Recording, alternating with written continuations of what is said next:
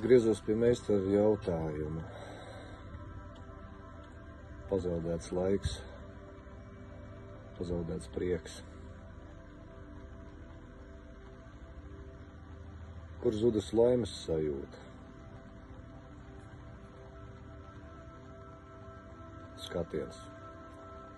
Sajūtos kā puišelis. Un tur arī gājām. Izklājām dzīves karti. Sākām meklēt emocijas. Emocijas, kuras liek tā justies. Atrodam. Mainam. Atrodam un dziedinam. Tā soli pa solim. Jā. Mainam kartē sāpīgo. Mainās dzīve.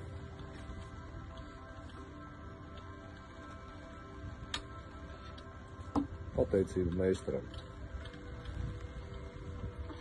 Ieva Rosne ir savamata meistars. Paldies, meistar!